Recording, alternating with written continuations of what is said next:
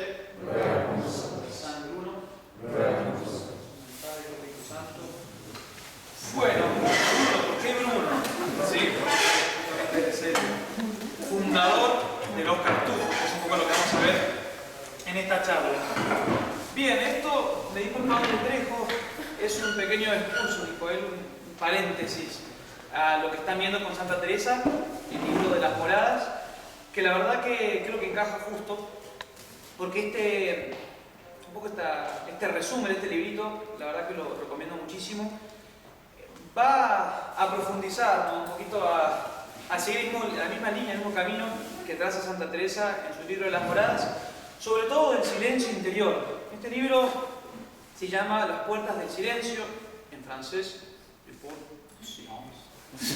algo así, en principio así se llama, es de un cartujo anónimo, de hecho no sabemos quién es. Acuérdense que los cartujos son, lo decíamos recién, los monjes ermitaños, lo más parecido a lo que tenemos de ermitaños en Occidente, si bien tienen vida común, porque ciertas ocasiones a la semana se juntan, después todo su día habitual están solos, tienen su propia celda, como su casita, su propia huerta, se juntan únicamente para los oficios en común y una vez por semana tienen una recreación en común. Pero después es una vida casi eremítica, ¿no?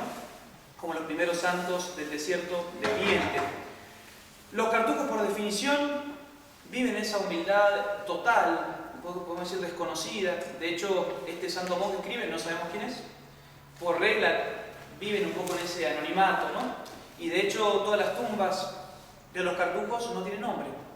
Solo se entierra. De hecho han encontrado muchos, por ejemplo en la Cartuja de Lyon, que está en Francia, santos incorruptos, pero no sabéis quiénes son, porque han sido enterrados como un NN, ¿no? Realmente tal es la humildad que fueron santos monjes, se han descubierto sus cuerpos incorruptos, pero no se sabe más.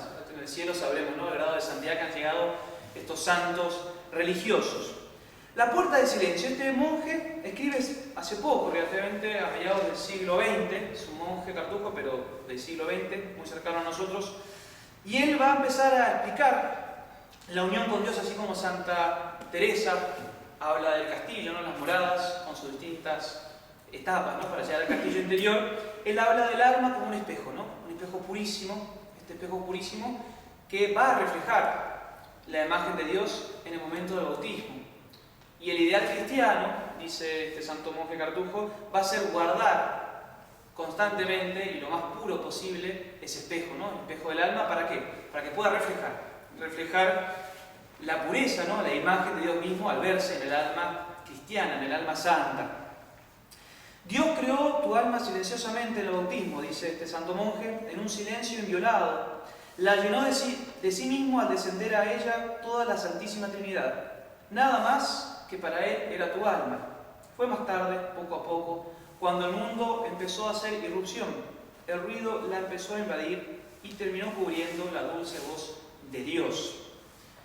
¿Qué es este ruido interior? Es importante entender que acá hablamos de un silencio sobre todo interior, espiritual, del alma. Hay personalidades que charlan más, me conocen. Puerta del silencio de vos, Verónica, el perro bañate.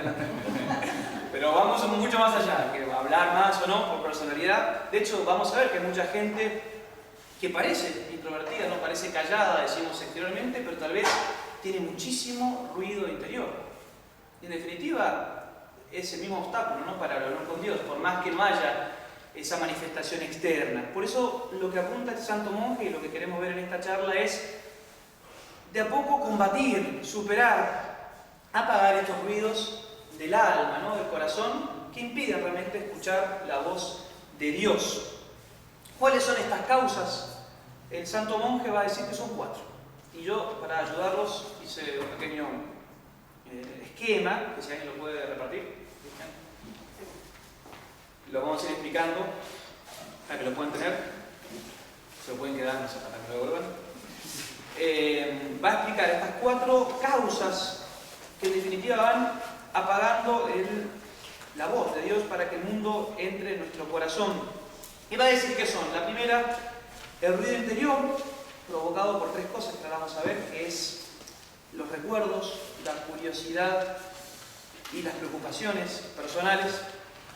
El segundo punto, las discusiones interiores, que vamos a ver que tanto ruido nos hacen en el corazón y tanta energía nos terminan quitando.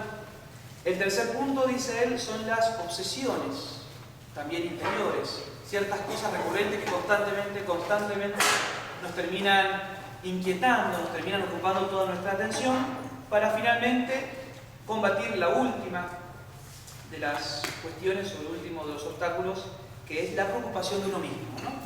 Son grados, vamos a ver, en definitiva, que van escalando, ¿no?, en la unión con Dios, y cuanto más cerca de uno está con Dios, estos obstáculos, estos problemas con respecto al silencio interior van increyendo, ¿no? Cuanto más cerca, se van haciendo cada vez más finos. Vamos a empezar entonces el primero de todos. Van a ver en el cuadrito que parece que están medio mezclados en realidad. Indica, ¿ve? El 1 es a la derecha abajo, el 2 justo y la izquierda arriba, después el 3, izquierda abajo, cuarto. ¿Por qué? Porque vamos a explicar dentro de este esquema que algunas causas son exteriores, otras son interiores, unas son voluntarias, otras son involuntarias. Es decir, a veces las podemos reprimir, las podemos quitar, y a veces hay ciertos ruidos interiores que van más allá de nuestra voluntad. Y la única manera de combatirlos no va a ser quitarlos, sino no darle atención, ¿sí? Por eso lo vamos explicando el esquema a medida que vayamos más adelante con la charla. El ruido interior, ¿sí? Vamos entonces a la primera parte de nuestro esquema. La dijimos a la derecha abajo. El ruido interior son causas exteriores. Muchas veces no las podemos controlar, pero sí la podemos sofocar, si las distinguimos. Si las vamos reconociendo, el trabajo justamente de la unión con Dios va a ser poco a poco sofocarlas, ahogarlas, para que no ocupen un lugar desmedido en nuestro corazón. ¿Cuáles son las 3 razones que las cuales este ruido interior va haciendo mella en nuestro corazón? La primera son los recuerdos, dice este santo Cartujo. Los recuerdos, él va a decir, no recuerdes, no reavives ningún mal recuerdo, sobre todo el recuerdo del pecado. Acuérdense que él está un poquito aconsejando a estos monjes que dejaron todo el mundo, han dejado todo para encerrarse en estos eremitas, estos monasterios alejados totalmente del mundo. Dice, ¿para qué volver? ¿Para qué reavivar los malos recuerdos, sobre todo el pecado, cuando el mal arrepentido ya está perdonado? La generosidad, dice este santo monje, del amor, la generosidad del amor presente repara el error pasado. Olvida, te pido, hermano mío, las acciones concretas. Basta mantenerte delante de Dios Padre como pecador, beneficiario de su infinita misericordia, porque el mal es nada. ¿Para qué acordarse de la nada? Piensa solamente en la gracia de Jesucristo que te ha salvado. Deja en el olvido tus faltas, en el olvido eterno, porque Dios las ha destruido. Es interesante para nosotros, pobres pecadores, seguramente más que estos monjes cartujos. Realmente el pecado, ¿no?, muchas veces aparecen estos recuerdos, ¿no?, de pecados pasados, de vicios, de faltas que uno ahora con la gracia empieza a ver, empieza a entender el mal que hemos hecho a Dios, y muchas veces volver a esos recuerdos inquieta, ¿no? Empieza a generar este ruido interior del corazón que en definitiva no viene de Dios. Va a decir, dejarlo de lado. Dios ya lo ha perdonado. Dios, en su misericordia, con el fuego de su corazón, lo ha hecho desaparecer. ¿Para qué volver a detalles concretos? Todos los pensamientos e imaginaciones que les dediques no van a servir de nada. Al contrario, nos inquietarán y parecerá que Dios aún no nos ha perdonado. Callar entonces los recuerdos. Los recuerdos también de lo que tenemos más querido. Él habla particularmente a estos monjes de sus parientes y amigos. Piensa que ellos han dejado todo, ¿no? Al parecer se han alejado de su familia, de sus seres queridos, cuando en realidad esa separación la ha hecho mucho más profunda, mucho más espiritual, mucho más pura. Entonces, ¿qué hacer? Volver a los recuerdos de la familia, de aquellos que uno tiene preocupaciones, y ahora lo aplicamos a nosotros. Volver entonces a recordar familiares, hijos, cónyuges, padres, parientes, amigos que están alejados de Dios. Esos pensamientos, va a decir el monje Cartujo, imaginaciones, no sirven, nos terminan apartando de Dios. Muchas veces turban el corazón, y también enturbian la confianza en la providencia. Tanta atención estamos dando a estas preocupaciones concretas que en definitiva, en lugar de dejarlo todo en manos de Dios, en lugar de rezar y confiar que a Dios nada se le escapa, terminamos enturbiando, terminamos empañando nuestro espejo del alma, ¿no? Por estas preocupaciones demasiado concretas, que terminan cayendo en una visión demasiado natural, demasiado humana, cuando vemos que muchas veces no está en nuestras manos poder ayudar o no en tal o cual situación. La gracia, nos dice, solamente la gracia es la ayuda eficaz para aquellos a quienes amamos. Y la única manera de obtener esa gracia será en proporción a nuestra intimidad con Dios. Cuanto más unidos estemos a Dios, más gracias obtendremos y más gracias podremos entonces destinar a nuestros seres queridos. Miremos, dice el santo monje, a María, Nuestra Señora en Caná. Le pide a su hijo. Parece que no le hace caso, al contrario, parece que la rechaza con esa respuesta tan pronta y en cierta manera, decimos un poco, bien entendido, no, bruto, como Nuestro Señor la despacha, Nuestra Señora. Ella no pierde su sitio, se queda tranquila y le dice a los servidores, haced lo que Él os diga.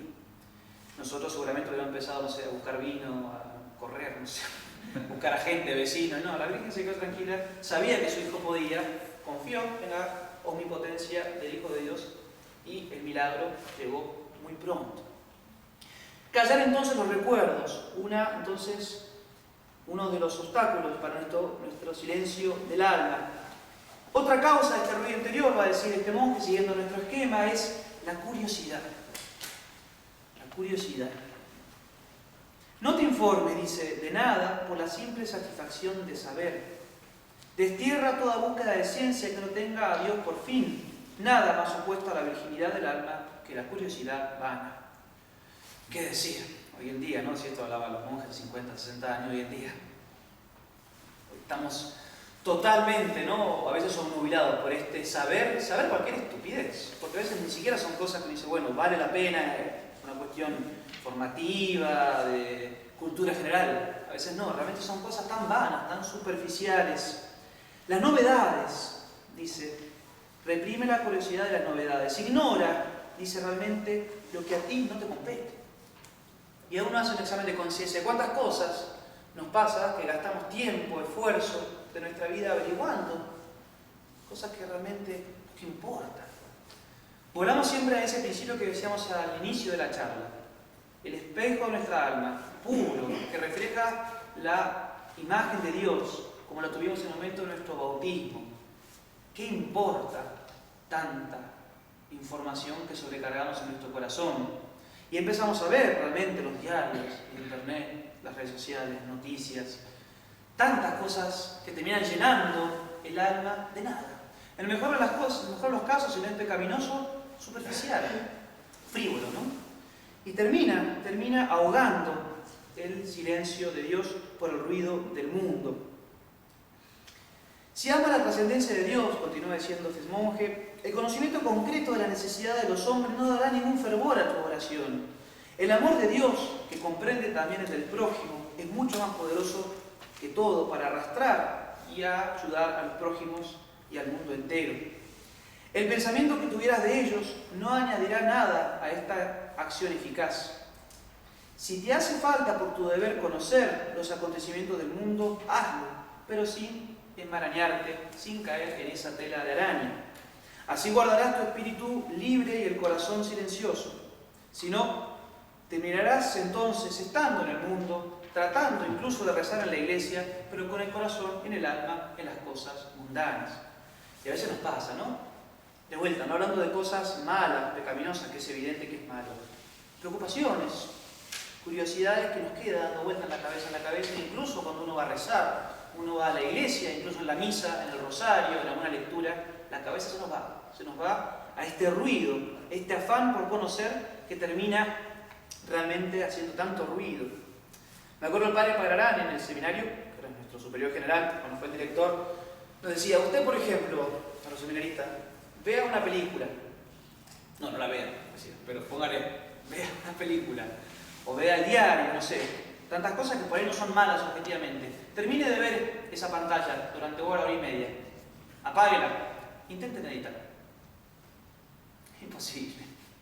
Imposible, porque la imaginación se fue al cuerno. Como decía Santa Teresa, la loca de la casa está así, desatada.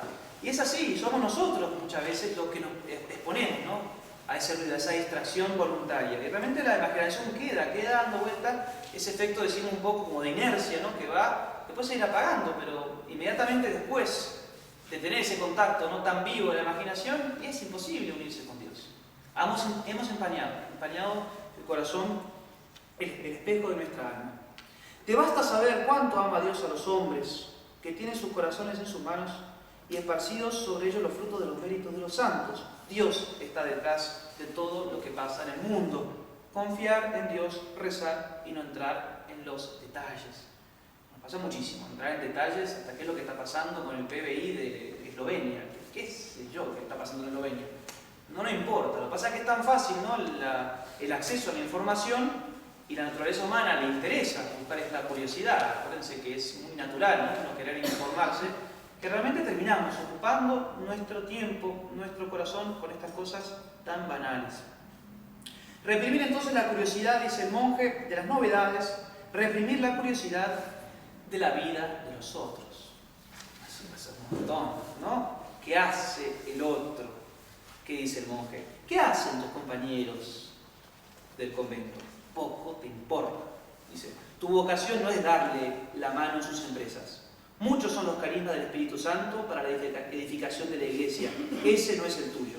No te ocupes de nada ni de nadie que no esté a tu cargo, y si no, te lo piden. Y a nosotros lo podemos aplicar también a nosotros. Si no me piden, si no me compete, si no es mi responsabilidad, si no es pecado de negligencia de mi parte no intervenir, ¿por qué me meto? Y me meto. Y nos encanta meternos, ¿sí?, en la vida de los demás. Sigue diciendo el monje, no consientas en prestar oídos, ni siquiera atención a los chismes, a la sabiduría de la comunidad. Reza por todos, especialmente por los que están en dificultad. Exhórtales, si se da el caso, a amar la cruz de Cristo, en tener paciencia. Pero las consolaciones humanas no sirven de nada. Tantas veces debilitan las almas y con facilidad terminamos recibiendo o haciendo confidencias con un amor propio escondido. ¿Lo hago por ayudar a esa persona o lo hago porque yo realmente puedo darle un consejo atinado? Porque yo puedo ayudarlo, porque yo tengo experiencia, yo sé cantarle la posta, ¿no? Y sí, es un amor propio escondido, ¿no?, que busca, ¿no?, el alma entonces llenar este silencio que nos cuesta tanto, ¿no?, este silencio de Dios, porque hay que estar unidos con Dios para poder llevarlo bien. Entonces empezamos, ¿no?, a buscar qué hace el otro, qué hace, qué no hace, si me mira, si no me mira, todo. Me pasa un montón. A veces no hace falta incluso venir con gente ajena, a veces incluso a nivel familiar, ¿no?, de qué hace tal, la nuera, el hijo, la suegra. Realmente perdemos ese silencio del alma. Si no estás encargado de otros, sigue diciendo el monje, no te informes de su comportamiento, no hagas reflexiones interiores al respecto del prójimo, sobre todo a lo que concierne a sus defectos o faltas, porque de eso somos especialistas. Todos somos opinólogos y todos debemos decir lo que el otro debe hacer o dejar de hacer, cuando después nosotros nos ocupamos de lo que nosotros tenemos que hacer. Todo pensamiento inoportuno dedicado a la criatura, al prójimo, te va a arrastrar finalmente a ti mismo. Es finalmente por lo que toca a ti mismo que aprecias su presencia y no muchas veces por Dios. Y nos pasa eso. Tantas veces por nuestro pecado original, por nuestra miseria propia, terminamos acercándonos al prójimo, buscando el bien del otro, supuestamente bajo una excusa, una máscara, una cáscara, decimos sobrenatural, pero muchas veces nos buscamos a nosotros, ¿no? Ese bien espiritual que podemos hacer al prójimo termina siendo un bien útil, ¿no? Que a mí me viene bien, que a mí me gusta estar con otra persona, me gusta hablar con otra persona, y en definitiva termino perdiendo esa pureza de intención inicial. Aún dice, cuando todos los demás que te rodean no fueran lo que deberían ser, tú guarda la paz. ¿Cómo guardarla siendo tú realmente lo que tienes que ser? Y es evangélico, ¿no? Realmente la paja no del ojo ajeno cuando tenemos muchas veces una viga en la nuestra, en nuestro ojo. Tu fidelidad silenciosa, apacible, discreta, hará mucho más para el aventajamiento a que aprovechen tus hermanos que tu agitación y tus críticas, tantas veces ineficaces. El ejemplo de tu serenidad, de tu transparencia, de tu unión con Dios y de tu mansedumbre conducirá mucho más y mucho más eficazmente a los prójimos hacia Dios que tus discursos y tus reproches. Eso nos pasa un montón.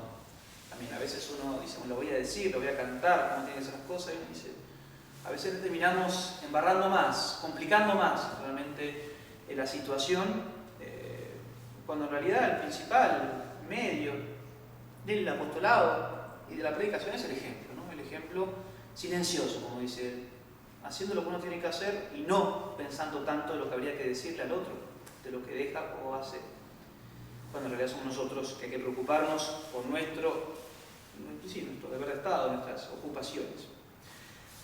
Reprimir entonces las novedades, la vida de los otros, y esto es un poquito más fino, pero hay que entenderlo bien, el tercer punto, a reprimir la curiosidad intelectual. Que uno dice, bueno, pero padre, hay que formarse, ¿no? Es cierto que le habla a monjes, ¿no? A monjes cartujos que en realidad no tienen, como se dice ahora, un carisma, ¿no? Así intelectual como lo tienen, por ejemplo, no sé, los dominicos, ¿no? O ciertas órdenes realmente de predicación, no más de estudio. Pero ¿qué dice acá? El problema de la curiosidad intelectual es de querer formarse más, incluso en cosas buenas, incluso en cosas que competen a Dios, nos terminan alejando de ese Dios uno, vivo y personal. Poca cosa, dice el santo monje, es el hecho de que te complazcas en la idea de Dios, en alimentarte de ideas sobre Dios o a propósito de Dios, cuando en realidad tu unión tiene que ser con Dios vivo y personal. Las palabras que lo revelan lo terminan velando, lo terminan ocultando. Toda curiosidad de ciencia, incluso de ciencia sagrada, le hablaba a estos santos monjes, termina espesando, haciendo más grueso el velo e impide el alma encontrar al bien amado. Elimina de tu tiempo toda lectura, estudio o información que busques únicamente por pura erudición, a menos que te lo impongan tus deberes, no lo hagas. ¿Querés amueblar tu espíritu? Dice, llenarlo entonces de ciencia y de conocimiento. ¿Pero acaso no acabamos de decir que para encontrar a Dios hace falta destruir todo este mobiliario? Entendido bien, ¿no? Estamos hablando siempre de todo esto que termina apartando, ¿no? Nuestro corazón de lo más importante, que es la unión directa con Dios. ¿Qué va a pasar? Dice, pasarás por inculto, por ignorante, pero es justamente a los humildes, a los pequeños, a los ignorantes, a quien el Padre se revela. Recordamos el Evangelio, ¿no? Volvemos. Dejad que los niños vengan a mí, ¿no? Volver realmente a esa, decimos, humildad, ¿no? De unión con Dios personal, vivo y personal. No arrajemos, dice este santo monje, una excomunión, una condenación absoluta sobre la ciencia. No. Basta que conozcas cada uno según su vocación y según su estado. Por eso hay que distinguir, ¿no? Hay gente que hay que saber. Si un profesor, si uno tiene la posibilidad de conocer, hay que hacerlo. Pero que esta curiosidad intelectual, este deseo de formarse, no sea un obstáculo. Porque ¿qué pasa? Y lo hemos visto en tantos ejemplos, incluso de hombres eminentes de la Iglesia, que terminan inflándose, ¿no? Realmente la curiosidad intelectual nos termina dando muchas veces este aire, ¿no? De orgullo, de autosatisfacción, que termina siendo un orgullo más o menos solapado. Hay que entonces guardar la ciencia, pero cada uno según su estado y según las circunstancias. ¿Cuál tiene que ser nuestro libro de cabecera? Y eso muchas veces lo olvidamos, porque pensamos que es protestante, pero es la Sagrada Escritura. La Sagrada Escritura, dice este santo monje, yo estoy totalmente de acuerdo, tiene que ser el libro predilecto de toda alma que quiere unirse con Dios. Es allí, en la Sagrada Escritura, en donde serás iluminado por el Verbo, por la palabra de Dios encarnada. Es el alimento principal. Léala cada uno con corazón humilde, como cuando comulgas en la comunión, en la iglesia, allí encontrarás a Dios. Hay que paladearla, hay que saborearla, versículo por versículo. Él se encuentra, Dios, en una atmósfera de oración. Cada palabra de la Sagrada Escritura está dictada por Dios y está llena de Él. Adora a nuestro Señor bajo cada letra que lees. Allí encontrarás la embriaguez de esta comunión con el Dios que se revela, con palabras de resonancias eternas. Es ahí donde adquirirás la ciencia de los santos, que en comparación a la otra está en poca cosa. ¿No? Realmente, ¿no? Esta ciencia de Dios, esta ciencia divina. Y lo vemos en tantos santos místicos, como ahora también en Santa Teresa de Jesús, lo vemos en San Juan de la Cruz. Realmente él llegó a una unión mística con Dios tan profunda, tan perfecta, y no era precisamente un intelectual, no era Santo Tomás de Aquino, pero esta unión con Dios, esta unión directa con la fuente de toda ciencia, ¿no? Ciencia humana y ciencia divina, suplió, ¿no? Dio un conocimiento mucho más profundo, mucho más perfecto que la ciencia de los hombres. Repetimos el Evangelio. ¿De qué le sirve al hombre ganar el mundo entero si pierde su alma? No buscar, no perder de foco la ciencia principal, que es el conocimiento de Dios. Entonces, primera causa, dijimos, del ruido del alma, estos ruidos interiores, que eran tres, dijimos, las novedades, la vida de los otros y la curiosidad intelectual. Otro punto al cual debemos dejar de lado, realmente tratar de que no enturbie nuestra alma, nuestro espejo del corazón, es las preocupaciones. Cerrar las puertas a las inquietudes, dice este santo monje Cartujo. La inquietud, dice él, pesa sobre el espíritu, sobre el corazón, sobre toda el alma. Termina envenenando nuestra existencia. Tengas lo que tengas que hacer, seas cuales sean tus responsabilidades materiales o espirituales, no enmarañes tu alma, no permitas jamás que la inquietud la turbe. Va por ahí, ¿no? La paz del alma. Hay preocupaciones que son, decimos, inevitables, que tenemos que tener en cuenta, que tenemos que enfrentar. ¿Cuál es el problema? Es que terminan turbando, terminan inquietando el corazón, y eso no viene de Dios. Haz generosamente lo que puedas, sabiendo que el éxito no depende de ti, sino únicamente de Dios. Si no buscas en ninguna cosa tu propia gloria, vivirás en una paz inalterable, aunque tengas mucho que sufrir. La única cosa a la cual debemos temer es el pecado, porque los caminos de Dios no son como los nuestros. Jesús triunfa por el fracaso, y nada ha cambiado hace 20 siglos. Y lo vemos en la cruz, el ejemplo de la cruz. Realmente nuestro Señor, humanamente hablando, fue el fracaso más rotundo, y de ahí consiguió la salvación de toda la humanidad.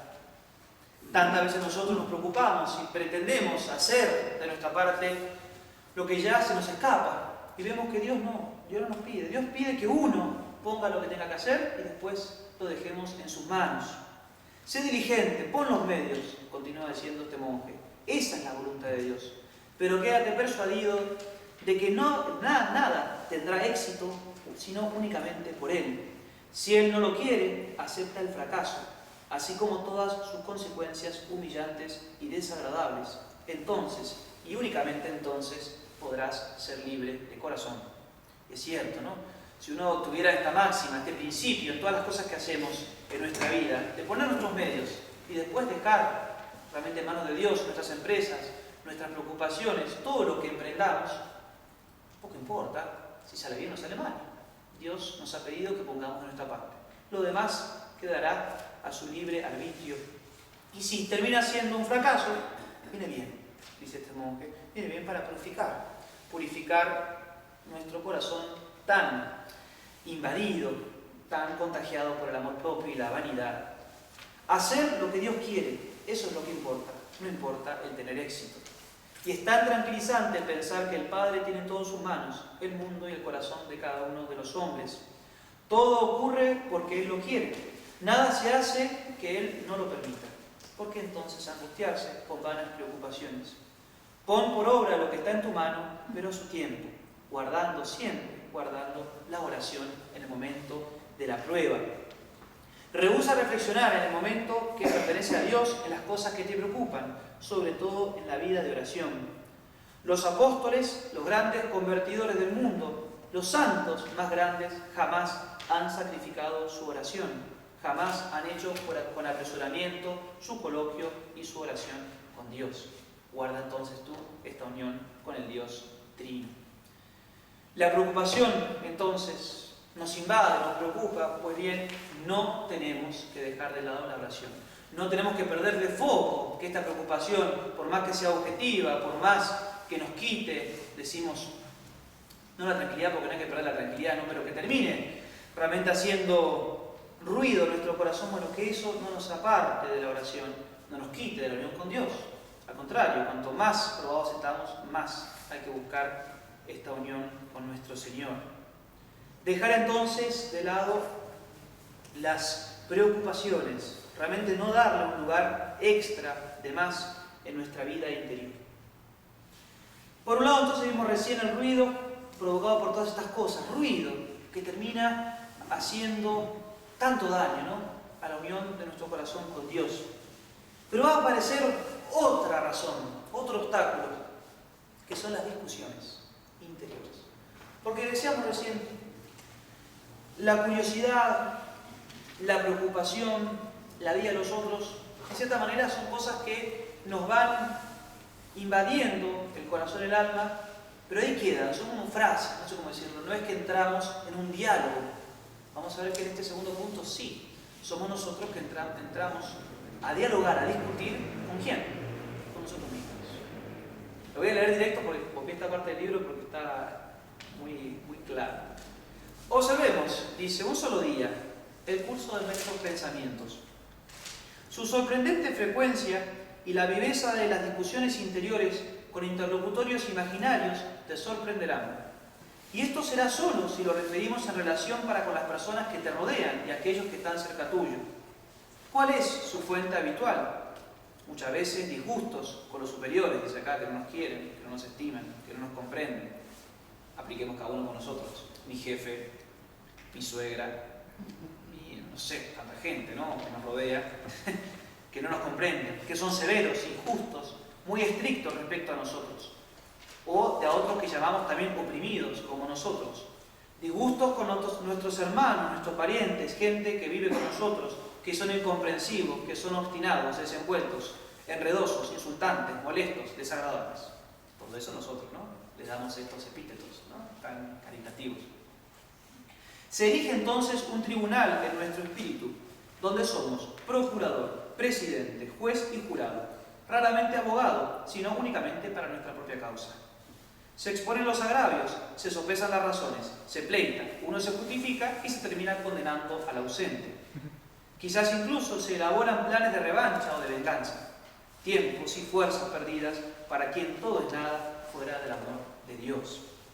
En el fondo, continúa diciendo el monje, son sobresaltos del amor propio, juicios prematuros y temerarios, agitación pasional que se paga con la pérdida de la paz interior, una disminución de la estima de nuestros superiores, de nuestros compañeros, de nuestros hermanos, de nuestra familia, una consolidación lamentable de la estima que tenemos incluso de nosotros mismos, y terminamos cayendo en un error terrible. Y nos pasa tanto. Uno si piensa, ¿no? Se ríen acá. Pueden hacer caras porque no aparecen en la cámara. No, realmente nos pasa un montón, muchísimo, ¿no? Uno se pone a pensar cuando estamos solos, cuánto tiempo perdido, ¿no?, de la otra persona, de lo que hizo, no me hizo, lo que le voy a hacer, lo que voy a decir, muchísimo tiempo y energía, ¿no?, perdida realmente en estas discusiones interiores que en realidad es con nosotros mismos. Porque si muchas veces lo hubiéramos hablado con otra persona, muchas veces pincharía, ¿no?, esa burbuja, ese globo realmente tan infundado, pero que nosotros nos hacemos, ¿no?, un poco esta historia, ¿no? Nos ahogamos muchas veces en un vaso de agua. ¿Qué pasa entonces cuando estas discusiones a veces tienen un fundamento real? Cuando realmente la persona que tengo al lado molesta, ¿sí?, y eso objetivamente molesta y me genera inquietud, ¿no?, personal. Tratándote mal, sigue diciendo el monje, nadie te perjudica en realidad, créelo. Es amargo, sin duda. El hombre no es más que un instrumento, es la mano amante y fuerte de Dios que lo guía y que a través de esta persona quiere quebrantar tu soberbia, doblar tu servicio.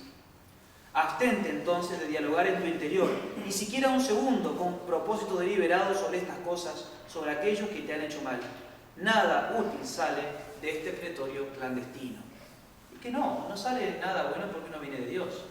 Evidentemente cuando uno termina haciendo todo este alegato interior de crítica y de enojo con el prójimo, el que mete la cola es el diablo, ¿no? No es nuestro Señor el que realmente da ese silencio del alma. Y lo vemos como en Jerusalén Jesús callaba. Nuestro Señor ante el Sanedrín callaba. Cuando se levante la tempestad de tu indignación, dice el monje, repite en tu corazón con dulzura, gloria al Padre, al Hijo y al Espíritu Santo, y practica la paciencia. Y ahí está realmente la paciencia en un hecho bien concreto, ¿no? Y vemos que lo podemos practicar muchísimas veces en el día, si uno realmente es consciente y lo sabe aprovechar. La opinión de los hombres, continúa diciendo, no tiene ningún valor ni interés. Tú eres únicamente lo que eres ante Dios. Y no es una alegría indecible saber que el único capaz de juzgar lo más hermoso y lo más puro de tú mismo es únicamente Dios. Y realmente tiene que ser muy consolador, de que los hombres a veces, los hombres no conocen, ¿no? Tantos elementos, ¿no? Del corazón humano, tantas circunstancias, como dice el Salmo que rezamos en el breviario, el hombre ve el rostro, Dios conoce los corazones, ¿no? Realmente tenemos que tener ese consuelo de que lo que nos tiene que importar y el único que realmente nos va a conocer como somos realmente es nuestro Señor, es Dios. Los demás, ¿qué importa? Que nos cuesta, que nos duele, ¿no? A nuestro amor propio, la crítica, un poco el desinterés, el desprecio de los demás, es cierto, pero en definitiva nada nos va a sumar, ¿no? Para la eternidad. Solo con Dios solo, Dios lo sabe todo, Él lo puede todo, Él te ama. Si supieses lo bueno que es tener la cabeza vacía de toda criatura para no admitir únicamente más que la imagen de Jesús y María, habla con ellos, pero sin palabras. Estas discusiones interiores, va a decir el santo monje, ¿de dónde vienen? Son frecuentemente la consecuencia de los altercados, de las complicaciones del día. Créeme, dice, no discutas jamás con nadie, no sirve para nada. Y va a decir así, cada uno y cada una, no sé por qué habla de hombres y mujeres, está moderno, ¿no? Cada uno y cada una están seguros de llevar la razón y busca menos ser aclarado en sus dudas que vencer la disputa con las palabras y destruir al adversario. Ambos se retiran disgustados, atrincherados en sus posiciones.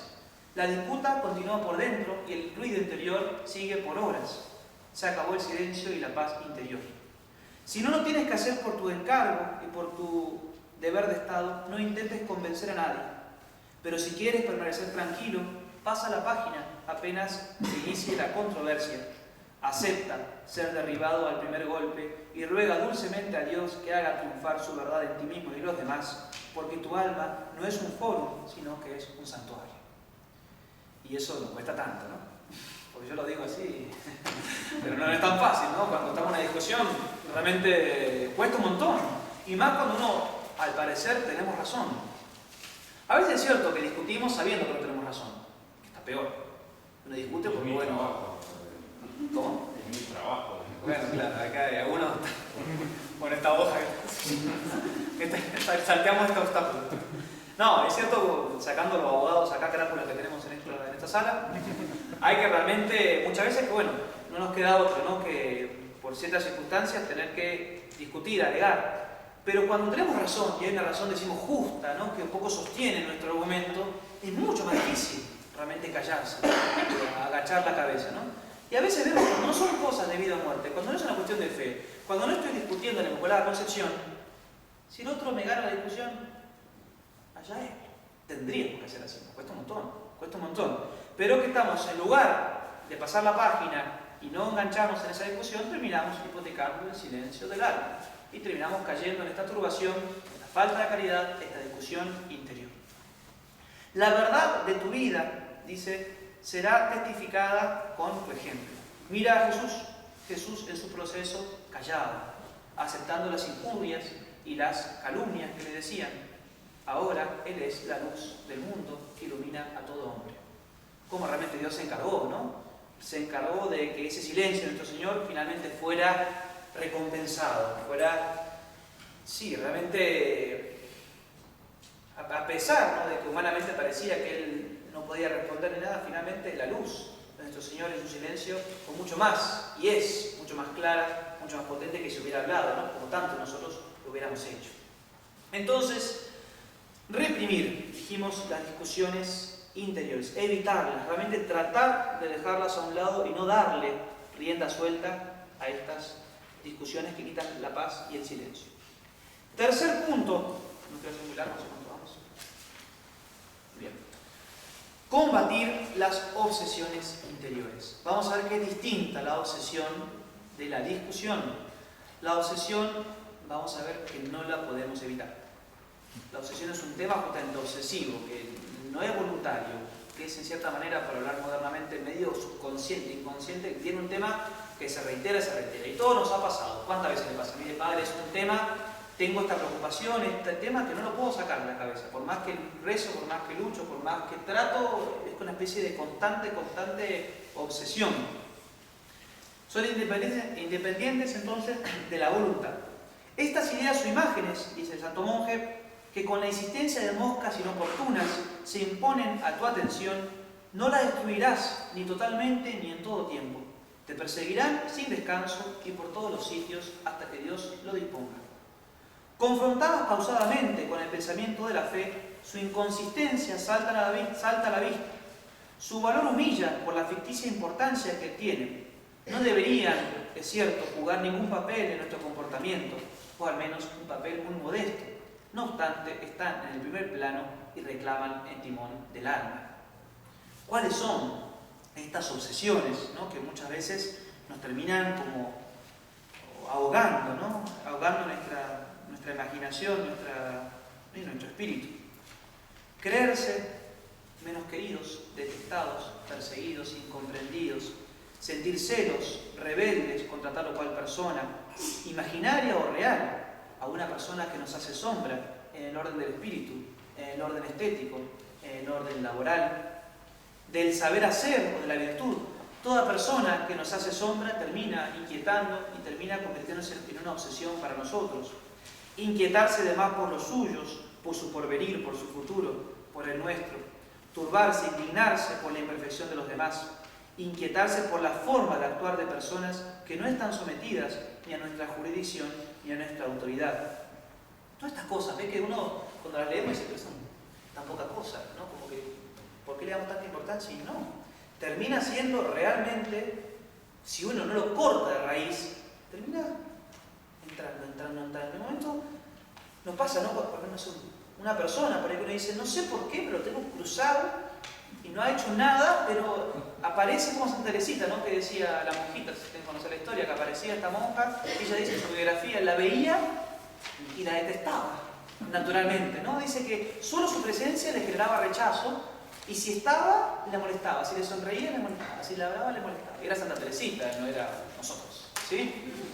Le costaba muchísimo. ¿Y ella qué va a hacer? Dice, va a hacer realmente un esfuerzo tan grande de combatir esa repulsión natural, que finalmente cuando ella está en el lecho de muerte, sus hermanas de sangre del convento le dicen, tu único defecto que te encontramos, Teresita, es que con esta monja, estamos diciendo, tenías una relación tan personal y tan familiar que realmente era un desorden.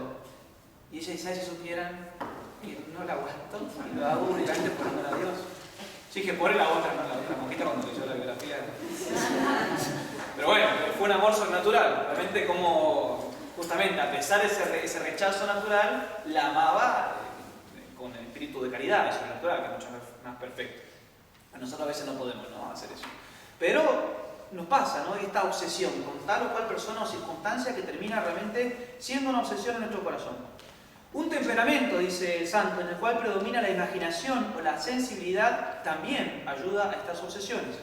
Ciertas inclinaciones nativas o naturales al autoritarismo o al orgullo, o un egoísmo no combatido, son prolíficos en estas obsesiones interiores. Son todas cosas que nos predisponen, ¿no? Una persona con mucha imaginación, muy sensible, ¿no?, esa hipersensibilidad, cualquier cosa que queda termina siendo un mundo, ¿no?, un mundo de algo que en realidad, objetivamente, a veces no tiene consistencia. Vamos a ver entonces dos casos, dice el monje, cuando hay un fundamento real y cuando no lo hay en esta obsesión interior. Vamos a ver primero cuando no hay, que es en la mayoría de los casos, lo más frecuente. Cuando realmente son cosas totalmente subjetivas, que nosotros le dimos un espacio inmenso en nuestro corazón, cuando en realidad había que haberlo desterrado al principio, de cuajo. La obsesión muchas veces, en el primer caso, no tiene fundamento real, que es lo más frecuente. La obsesión es una quimera, producida por la exuberancia de nuestra imaginación, de nuestra hipersensibilidad, de nuestra falta de olvido de nosotros mismos, o por nuestro poco menosprecio de nosotros mismos. En definitiva está siempre el amor propio, ¿no? Escondido ahí. Que el otro me dijo y en lugar de decir, bueno, ya está, lo dejo pasar, lo merezco, no. Quedamos ahí, un poquito trabajando, ¿no? Interiormente con todo este tema y esta obsesión que va creciendo y va tomando cada vez más terreno. Un monje, dice entonces, nos aconseja que el procedimiento perfecto o mejor para poder combatir esta obsesión sin fundamento real, es decir, que no es objetiva, es rectificar, enderezar la facultad del juicio, es decir, nuestra razón que está desviada, suponiendo la falsa. Es decir, yo tengo un juicio sobre tal persona, sobre tal circunstancia, que vemos que objetivamente no tiene un fundamento, es una cuestión meramente subjetiva, que yo aprecio de esa manera. Tengo que enderezar la razón para ver realmente las cosas en su debido lugar. ¿Cómo lo hacemos para poder ver las cosas como son en realidad? ¿Cómo enderezarlas? Lo primero, y eso es esencial, darnos un tiempo para reflexionar. Hay que esperar. Hay que realmente parar, hacer un rebaje, ¿no?, de los cambios y no tomar una decisión en ese momento de obsesión, de intranquilidad interior. Esto es San Ignacio, ¿no? Lo que ha hecho en el Retiro de San Ignacio de Loyola lo hemos visto, ¿no? Cuando uno ve el discernimiento de espíritu. No tomar una decisión importante en el momento de prueba, en el momento de ruido, de intranquilidad, ¿sí?, interior. Antes de razonar, dice, deja que se calmen tus nervios y la efervescencia de tu imaginación. Tómate un tiempo, algunos días de paciencia y de propia santificación, de mayor oración. Verás entonces cómo el distanciamiento y el apaciguamiento, distanciándote de estas cosas, nos da el lugar proporcional a los hechos. Durante el periodo de agitación, guarda de discutir, de decir o de obrar cualquier cosa.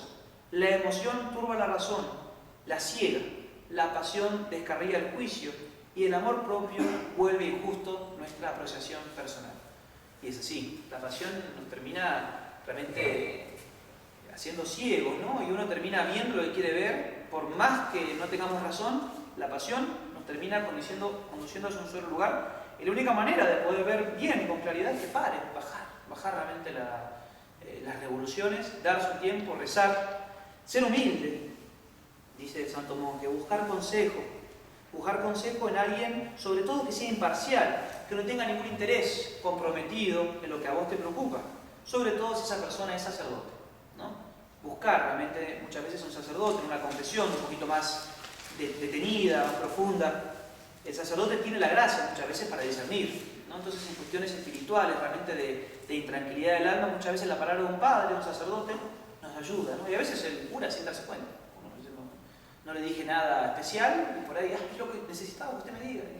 Bendito sea Dios, porque no hubo nada demasiado especial. Pero bueno, la gracia, ¿no?, actúa de esa manera, a través de ese instrumento, ¿no?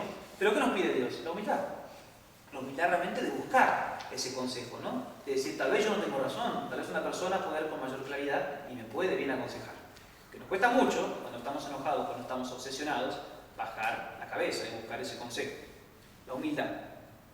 Un alma, dice este santo cartujo, poco dotada de naturales y que no sea muy inteligente, pero que supiera confesarse y someterse al juicio de un director, un sacerdote bueno, incluso si este último no posee más que un mediano juicio, si todos a medio burro, tanto el penitente como el cura, medio así, ya, no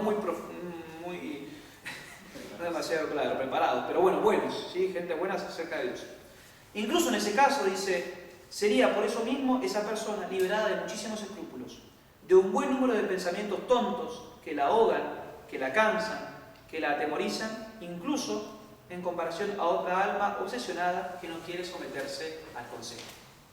Nos tiene que ayudar a nosotros, ¿no? Muchas veces uno es sencillo y es humilde, buscando realmente esa ayuda, ¿no?, en alguien que nos pueda aconsejar bien, un sacerdote que esté bien preparado, que sepa que nos va a decir cosas de Dios, no nos va a decir ningún consejo malo. Muchas veces Dios nos pide esa humildad para muchas veces disipar, ¿no?, esa obsesión, esa intranquilidad interior. Y el segundo caso, que a veces es real, es que esa obsesión interior tiene un fundamento real. Y esto se puede dar, si bien lo otro es más común, ¿no? A veces puede darse realmente que es objetivo el problema que estamos sufriendo. ¿Quién no está a veces enfermo, cansado, incomprendido o perseguido? Y esto con toda verdad. Lo vemos, dice, en la vida de los santos, que están llenos de estos ejemplos. La providencia talla, termina puliendo, martillea las almas sirviéndose de los que las rodean. Y esto, volvemos al Evangelio, es el discurso de la última cena, ¿no? Toda vid, recuerdan que estamos acá en Mendoza, recordemos, sarmiento y la vid, ¿no? Dará fruto siempre y cuando esté unido, ¿no? Al tronco, ¿no? El racimo. Toda vid que dé fruto se la podará para que dé mayor fruto. Y acá está la poda. En estas pruebas, ¿no? Realmente es necesaria la poda. Para que podamos dar mayor fruto espiritual, la providencia talla, pule, martillea a las almas. ¿Y cómo lo hace? Muchas veces con aquellos que nos rodean. ¿Sí? Y es así. A veces con aquellos que más queremos, que más tendrían que ayudarnos, muchas veces nos ayudan de esa manera. Tallando, martillando, ¿sí? Puliendo. ¿Sí? Pero bueno, si uno lo aprovecha bien, terminamos justamente purificando nuestro corazón. La persecución de los buenos, continúa diciendo el monje, es también otra de las pruebas. Es normal que uno sufra persecución, que sufra pruebas. Tal idea tiránica, muchas veces, que realmente nos aplasta, nos termina realmente, como decíamos, obsesionando, puede ser fundada y justa, pero la importancia que toma en nuestra vida es muchas veces excesiva. Algo que realmente no podemos evitar, que objetivamente es algo que nos inquieta, que nos tortura, espiritualmente. Pero ¿qué pasa? Termina siendo muchas veces el único tema, ¿no? De preocupación y de conversación y de discusión interior, entonces uno termina dando un lugar excesivo, que tampoco es de Dios, ¿no? Porque nos termina inhabilitando, ¿no? Nos termina paralizando en el resto de nuestra vida, y eso tampoco es de Dios. Si yo tengo un problema que me termina paralizando mi deber de Estado, no termino haciendo las cosas que tengo que hacer, porque estoy como apabullado por esta dificultad que enfrento, evidentemente la estamos llevando de mala manera. Como dice el cura de Ars, la cruz, una de dos, no se eleva o nos aplasta. Dios quiera que siempre nos eleve, ¿no? Realmente buscar que la cruz sea un medio para unirnos siempre con Dios. Más alta de la prueba, más allá de la tormenta, dice el monje, está la tempestad, brilla la luz de nuestro Señor. El siervo no es más que su maestro. A los elementos perturbadores imponles a la fuerza lo que dicta la fe y la caridad. Y allí es donde está nuestra cruz, porque la cruz es el medio y el fruto de la salvación. ¿Qué hacer entonces? No podemos evitarlo cuando la obsesión está, cuando hay un fundamento real, cuando la prueba la tenemos ante nuestros ojos y no la podemos quitar, evitar del camino. ¿Qué hacer? Elevar la mirada. Realmente imponerle a esta prueba, a esta cruz que Dios nos manda, el velo de la fe y de la caridad.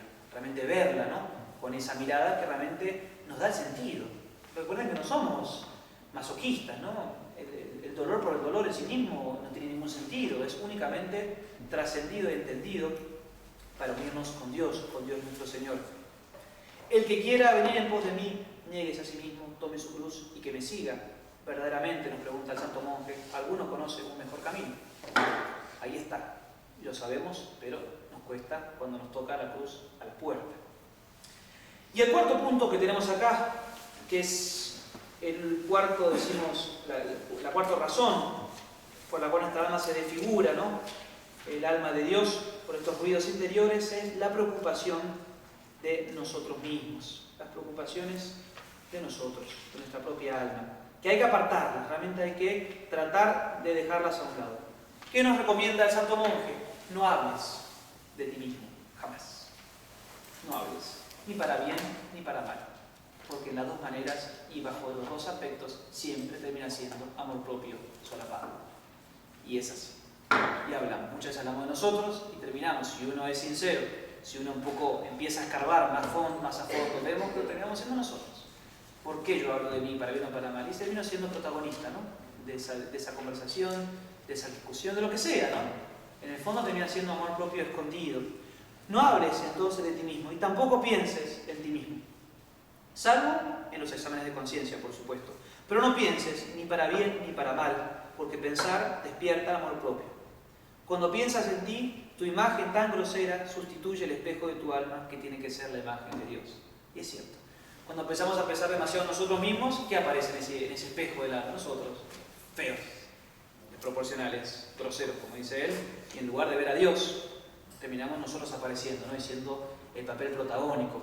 Como dice Santa Teresita, si a alguien he ofendido y si alguna de mis acciones generaron un disgusto a Dios y al prójimo, la mirada de amor a Dios misericordioso es la mejor reparación y prefiero no volver para atrás. ¿No? Realmente hice algo malo, por supuesto arrepentirme, mi examen de conciencia, confesarme y demás, ya está, dejar ahí. Porque volvemos a nosotros, ¿no?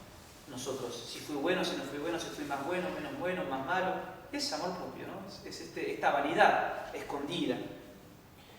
Preocupaciones, me dice que también las vamos a dividir en tres y con esto vamos a terminar. Preocupaciones rumiando, dice él, las dificultades de la vida, ¿no? En la cual estamos, ¿no? Preocupados de lo que todo es difícil, que se complica, realmente que no hay una a veces buena, ¿no? Que se suman una seguidilla de cosas que uno dice, no hay tregua, ¿no? La vida es un combate, es una lucha, no lo sabe ya, dice el santo monje. Si es necesario renunciarse, tomar la cruz, seguir a Jesús en el Calvario, lo podamos decir, citando a San Mateo, hay que extrañarse de que hay que luchar, sufrir, sangrar y llorar en este mundo.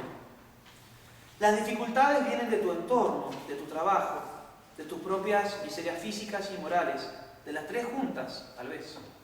En cuanto a la actitud de tu alma respecto a ellas, trázate de una vez por todas una decidida línea para conducirla hacia Dios y que no te apartes del camino. Es decir, todo esto que me puede turbar, que me puede dificultar el camino hacia Dios, no puede ser un obstáculo que me quite, ¿no?, de ese camino que es mi unión directa con Dios. Los monólogos alarmistas no sirven de nada. Haz lo que puedas y el resto abandónalo a la misericordia de Dios. No rumiar entonces las dificultades. Que hay complicaciones lo sabemos. Que puede ser más difícil, menos difícil, Dios lo sabe. No hay que entrar. Porque volvemos a lo mismo. Todo esto genera ruido interior que nos aleja de la unión con nuestro Señor. Dejar entonces de lado las dificultades de la vida, no sopesar, dice el segundo punto, las penas y las alegrías. ¿Cuántas penas tengo? ¿Cuánta alegría tuve? Podría ser más feliz, menos feliz. Esta cruz que tengo en mi vecino no sufre tanto como yo. Yo podría sufrir mucho más o mucho menos. No importa. Realmente Dios sabe, es el misterio de la cruz, ¿no? Dios nos pide que seamos generosos y San Pablo nos dice que completemos en el cuerpo místico lo que expresó nuestro Señor en el Calvario. Si sufrimos más, lo vieron ustedes con Santa Teresa, me imagino ya, es signo, ¿no?, de mayor amor de Dios. Cuanto más cruz, cuanto mayores cruces, mayores pruebas, más dirección y amor de Dios nos muestra la providencia. Por eso no hay que sopesar, no hay que ponerse a balancear, no decir qué Dios nos manda, qué Dios nos quita, qué alegría nos da. No, realmente todo eso termina siendo, de vuelta, ruido interior que nos quita la paz. Y el último punto que va a decir este santo monje, que tenemos que dejar de lado, apartar, es la vanidad del alma. Vanidad del alma. Ya vamos a un punto ya bastante alto, ¿no?, de esta unión con Dios. ¿A qué se refiere con esta vanidad? Realmente este gusto, ¿no?, por ver en qué grado, ¿no?, de unión estamos con Dios, qué grado de santidad estamos llamados. Es difícil, ¿no? Eso nos dice, bueno, a duras penas que no tengamos pecado grave y que Dios nos ayude y que lleguemos así. Bastante. Pero bueno, lamentablemente los santos no aspiran, pero todos deberíamos aspirar, ¿no?, a realmente esta pureza, ¿no?, de unión con Dios. El problema es que esta vanidad muy fina, ¿no?, termina muchas veces siendo esta vanidad espiritual, que es mucho más difícil de detectar y de combatir. Haz, dice el monje, en todo momento la voluntad de Dios, con las fuerzas y las gracias del momento presente. No se te pide más. Acepta de corazón tus límites, tus miserias, tus limitaciones. ¿A qué grado de santidad Dios te quiere llevar? No lo sabrás sino más que en el cielo. ¿Sí? No te aflijas, continúa diciendo, por tus impotencias, ni aún en cierto modo y en cierto sentido por tus miserias morales. No te aflijas de ellas. Te querrías ver perfecto, irreprochable, sin ningún tipo de defecto. Eso es una quimera. Y en la mayoría de los casos es orgullo. Yo lo decía el santo cura de Ars, dice, la humildad que desanima es falsa humildad, es orgullo herido, es el amor propio herido. Cuando uno realmente se confiesa, ¿no?, y se arrepiente al parecer, pero desanimado realmente de ver de nuestras limitaciones, muchísimas veces en realidad es el orgullo herido, el amor propio que uno creía ser más, se creía suficientemente fuerte, ¿no?, para poder mantenerse firme. Y vemos que caemos, y muchas veces somos nosotros que caemos en ese orgullo lastimado, ¿no?, en lugar de realmente ser humildes. Hasta el fin, termina diciendo el santo monje, permanecemos pecadores, permaneceremos constantemente pecadores, y somos objeto de la infinita misericordia, a la que tanto valerá Dios. No pactemos jamás con el mal, es cierto, permanezcamos desligados entonces a todo mal moral, pero también desligados a nuestra perfección moral. No va por ahí realmente la santidad. Lo que decíamos al principio, yo no me uno con un aspecto de Dios, con un mandamiento de Dios, con un aspecto de la teología, ¿no? O de la moral. Yo me uno con Dios. Cuando yo me uno con Dios, necesariamente toda mi alma tiene que purificarse, tiene que unirse a Él. Y esto es importantísimo, y así vamos a terminar esta charla. La santidad, nos recuerda este monje, es ante todo de orden teologal, y el Espíritu Santo la reparte en nuestros corazones a quien Él quiere. No somos nosotros quienes la fabricamos, continúo diciendo, es un don de Dios. Toda elevación del alma a Dios queda en el secreto de Dios.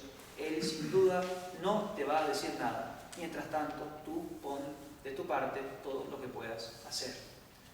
Y este es realmente el misterio, ¿no?, de la santidad, no con Dios. De nuestra parte, poner todo, ¿no?, nuestros medios, nuestra voluntad, pero conscientes de que no depende de nosotros. Realmente la unión con Dios, el grado de unión que Él quiere tener con cada una de nuestras almas, con nuestros corazones, es una gracia. Y la gracia, por definición, es un don gratuito que Dios da a quien quiera, como Él quiera, según el grado que Él quiera. Uno tiene que ser generoso, tiene que poner todos los medios, pero después lo dejamos en las manos de Dios. Tan distinto al llamado voluntarismo, ¿no?, que uno piensa que yo voy a ser santo, sí y no. Pues yo no puedo, no es una cuestión de voluntad, no es una cuestión de ganas, ¿no? Justamente los santos que quisieron llegar a esa santidad, como todos los santos que conocemos, lo han hecho sabiendo de que ese grado de santidad dependerá de la correspondencia de ellos a la gracia de Dios, no únicamente de sus fuerzas. Tú eres miembro de ese cuerpo místico, tal vez el más innoble, el menos noble quizás, pero no sin utilidad. Di con convicción y serenidad: Santa María, Madre de Dios, ruega por mí, pobre pecador, y vive en paz bajo las alas protectoras de este Dios que sabes que te ama. Por la gracia de Dios, observa, hermano mío, estas cosas con toda paciencia y fidelidad. La paz finalmente descenderá en tu alma, el silencio la envolverá y podrás cantar un canto, el único canto que será hasta la eternidad. Gloria al Padre, al Hijo y al Espíritu Santo. No voy más, porque ya hablamos mucho, además el silencio, dijimos recién, todas estas cosas, pero que les sirvan. Guarden entonces este esquema, pero creo que son cosas para realmente rumiar. Sepan que este libro yo lo tuve en el seminario casi 3 años de meditación. Fue un libro que realmente es para leerlo y leerlo, realmente no es una charlita nomás, pero creo que es muy consolador y apuntar a este silencio del alma, que realmente es lo único que nos va a dar esta paz, esta unión real con nuestro Señor. Hacemos una oración. En nombre del Padre, y del Espíritu Santo. Amén. Gloria al Padre, al Hijo y al Espíritu Santo. San Bruno, San José, te doy la bendición. Benedictio Omnipotentis, Patris et Filii Spiritus Sancto, descienda super vos et manet semper. Muchas gracias, que aportaron.